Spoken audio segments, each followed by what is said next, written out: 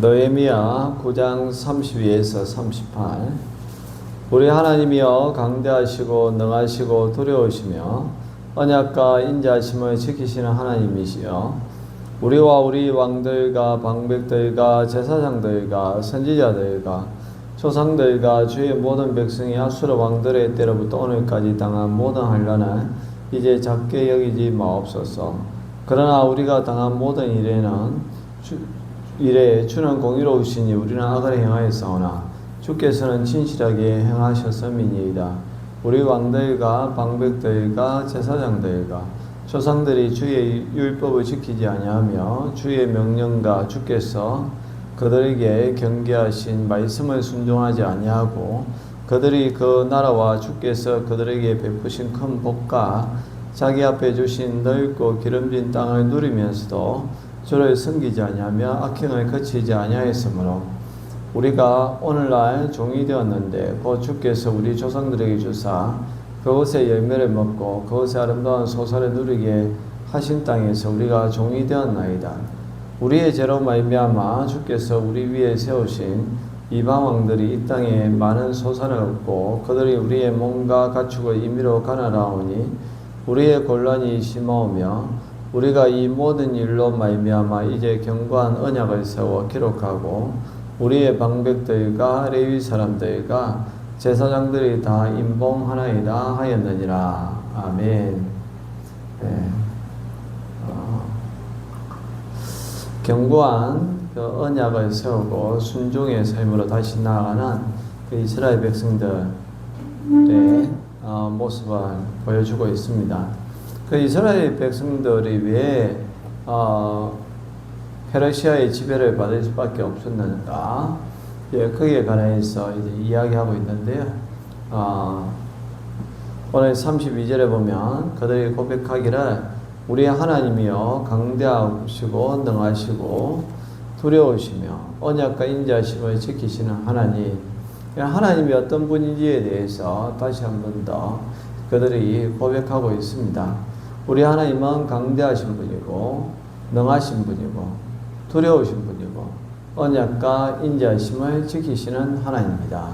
하나님은 변하지 아니하였는데 그 이스라엘 백성들이 변한 것이죠.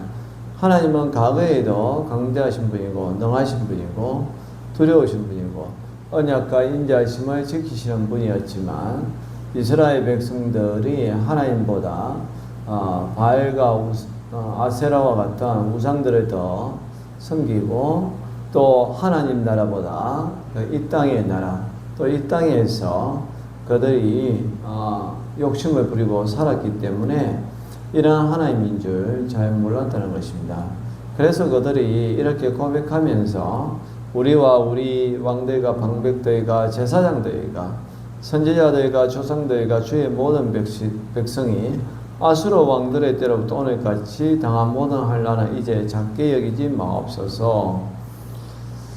결국 그들이 하나님을 잊어버렸기 때문에 그들은 아수르 왕부터 오늘까지 북이스라엘이 아수르 왕에게 망하고 그리고 남유다는 바벨론에게 망하고 그래서 이제 이스라엘 전체가 다 이방 나라에 의해서 멸망당하고 지금까지 페르시아의 통치를 받고 있는 현재까지 당한 환난은 하나님 좀 작게 보지 말라는 이제 하나님 이제 저희들의 죄악을 용서해 주시고 하나님께서 이제 회복시켜 주옵소서 그런 의미가 있습니다. 이제 그러면서 33절 그러니까 36절까지는 왜 이런 일들이 벌어지게 되었는가 아주 좀 구체적으로 이제 그들이 언급하고 있는데요. 우리가 당한 모든 일에는 우리 주님은 공의로우시다. 공의롭다는 것은 죄를 지은 자에게는 벌을 주고 선한 일을 행한 사람에게는 상을 주는 것이죠.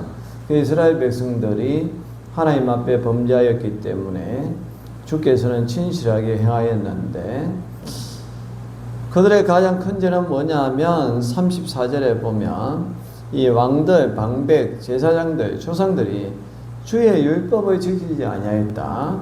그리고 명령과 또 경계하신 말씀을 순종하지 아니하였다. 결국 모든 죄악의 중심에는 뭐가 있는가 하면 하나님의 말씀이 있습니다. 하나님의 말씀을 지키지 아니하였기 때문에 그들은 심판을 받을 수밖에 없었다는 겁니다. 우리는 이 사실을 분명히 알아야 됩니다. 우리가 하나님의 말씀을 지키지 않으면 처음에는 잘 되는 것 같고 별 문제 없는 것 같지만 그러나 결국 우리는 영적으로 육적으로 또 내가 하는 모든 일에 있어서 하나님의 심판을 면할 수가 없게 될 것입니다. 그들이 하나님의 약속대로 가나안 땅에 들어갔지만 그러나 그들은 하나님의 은혜를 기억하지 아니하고 35절에 보면 넓고 기름진 땅을 누리면서 악행을 거치지 아니하였다. 좋은 환경이 되니까 더 하나님을 잘 섬기는 것이 아니라 더 하나님을 배반했다는 것입니다.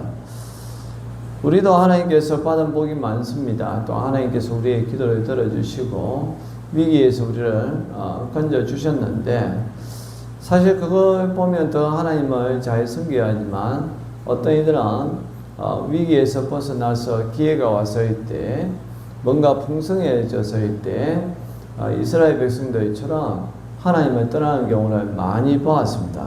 그것이 심판의 시작이라는 것입니다. 결국 어떻게 되는가 하면 36절에 결국 그 땅에서 우리가 종이 되었다는 거예요. 네, 그 땅에서 그들은 이방 나라의 침입을 받고 거기에서 종이 되는 슬픈 역사를 가지고 있고 그 슬픈 역사가 지금까지 이어지고 있다는 겁니다. 그래서 37절에 보면 결국 우리의 죄로 말미암아 우리의 죄라는 것은 하나님의 말씀을 지키지 아니한 것, 자기 욕심대로 살아간 것 때문에 그렇다는 것입니다. 그래서 38절에 다시 한번 우리가 하나님 경고한 언약을 세우기를 원합니다. 그리고 이제 다시는 주의 말씀 율례를 떠나지 아니하겠다라고 다짐하는 그러한 언약을 세워서 방백 레위 사람들과 제사장들이 다 임봉하나이다 라고 이제 이야기합니다. 그래서 이제 그 사람들의 이름을 쭉 나열을 하기도 하는데요. 오늘 우리가 기억해야 될 것은 결국 모든 그 심판의 중심에는 하나님과의 관계가 있고, 그러니까 하나님과의 관계의 중심에는 하나님의 말씀이 있다. 우리가 하나님의 말씀을 지키지 아니하면 하나님의 심판을 면할 수가 없다. 여러분 그것을 잘 기억하셔서 저와 여러분들은 어떤 상황에 있다 할지라도 말씀 붙들고 살아갈 수 있기를 주의 이름으로 축원합니다. 하나님 아버지, 이스라엘 백성들이 정말 아수르와 바벨론 그리고 그 이후에 페르시아, 로마 하나님의 그 심판을 받을 수밖에 없었던 것이 결국 하나님의 말씀을 떠났기 때문에 그렇습니다. 하나님, 우리도 어떤 상황이 있든지 간에 하나님의 말씀 붙들고 나아가게 해주시고 오늘 하루도 주님과 동행하는 삶을 살게 하여 주옵소서. 예수님의 이름으로 기도합니다. 아멘.